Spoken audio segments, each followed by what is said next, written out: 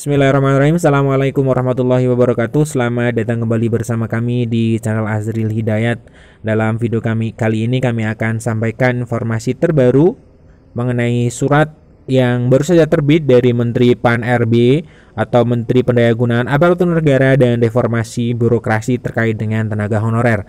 Namun sebelum masuk di pembahasan, bagi teman-teman yang baru saja menemukan channel ini, seperti biasa silakan subscribe dan nyalakan lonceng notifikasinya. Terima kasih. Sebelum kita ke surat resminya, kita coba bacakan informasi terkait dengan hal ini. Berita pada jpnn.com ya. Menpan RB minta Pemda mendata honorer jelang seleksi CPNS dan P3K. Kita coba bacakan berita ini dari Banda Aceh ya, bahwa Pemprov Aceh telah menerima surat dari Menpan terkait dengan honorer ya, terkait dengan honorer.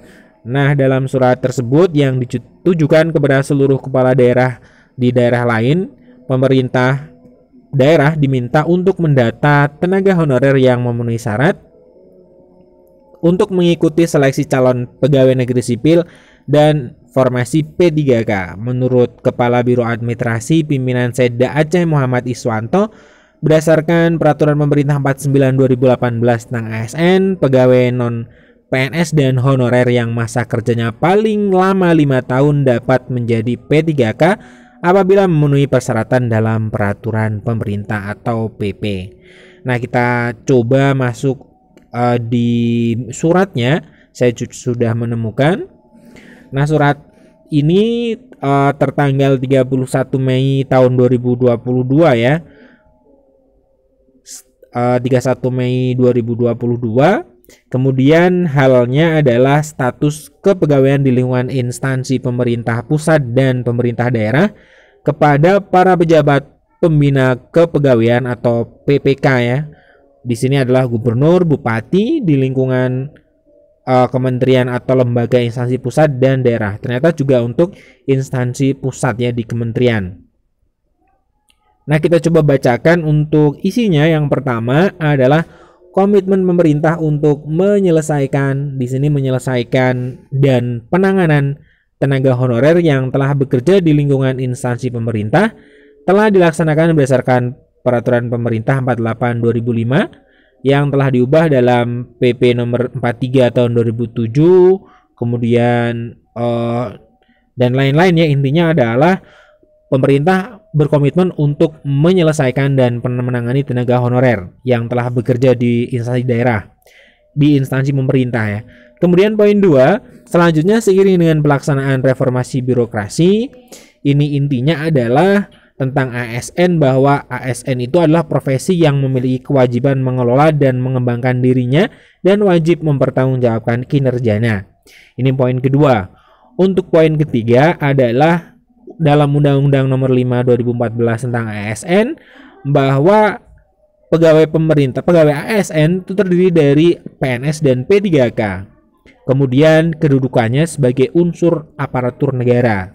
Kemudian di poin 4, sedangkan Peraturan Pemerintah 49/2018 tentang manajemen pegawai pemerintah menyebutkan pegawai pemerintah dengan perjanjian kerja atau P3K itu WNI dengan syarat tertentu yang diangkat berdasarkan perjanjian kerja untuk jangka waktu tertentu dalam rangka pelaksanaan tugas pemerintah.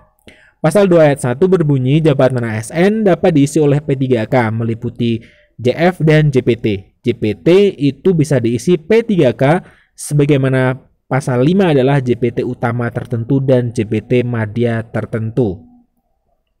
Nah, ini poin D, poin E, poin F, poin G ya, poin G. Nah, di poin G ini adalah pegawai non PNS dalam jangka waktu paling lama 5 tahun sebagaimana dimaksud dalam ayat 1 dapat diangkat menjadi P3K apabila memenuhi persyaratan sebagaimana diatur dalam peraturan pemerintah ini. Nanti teman-teman bisa langsung mendownload ya surat ini dari website resminya Menpan. Akan tetapi yang saya cermati dari sini adalah bahwa ternyata tenaga honorer pun difikirkan. Kalau saya lihat dari redaksi surat ini, bahwa di sini ditujukan untuk tenaga honorer ini non guru ya. Karena di sini ada disebutkan ya yang bisa mendaftar CPNS. Sedangkan kalau untuk guru diumumkan oleh Menpan tidak akan ada lagi perekrutan guru itu PNS. Namun kalau berdasarkan surat ini yang dimaksud tenaga honorer di sini tentunya adalah tenaga honorer bukan guru ya. Nah, kita coba lihat untuk poin berikutnya, poin 6 ya. Poin 6 adalah berkenaan dengan hal tersebut dalam rangka penataan ASN sesuai dengan ketentuan peraturan perundang-undangan agar para pejabat pembina kepegawaian melakukan pemetaan pegawai non-ASN di lingkungan instansi masing-masing. Nah, di sini jelas ya pegawai, berarti yang dimaksudkan bukan guru. Yang memenuhi syarat dapat diikutsertakan, diberikan kesempatan mengikuti seleksi calon PNS maupun P3K. Nah, di sini kan untuk guru tidak ada seleksi calon PNS. Kemudian poin 2 menghapuskan jenis kepegawaian selain PNS dan P3K di lingkungan instansi. Artinya akan menghapus honorer, tenaga honorer ya. Poin C, dalam hal instansi pemerintah membutuhkan tenaga lain seperti pengemudi, tenaga kebersihan, dan satuan pengamanan dapat dilakukan melalui tenaga alih daya outsourcing dari pihak ketiga.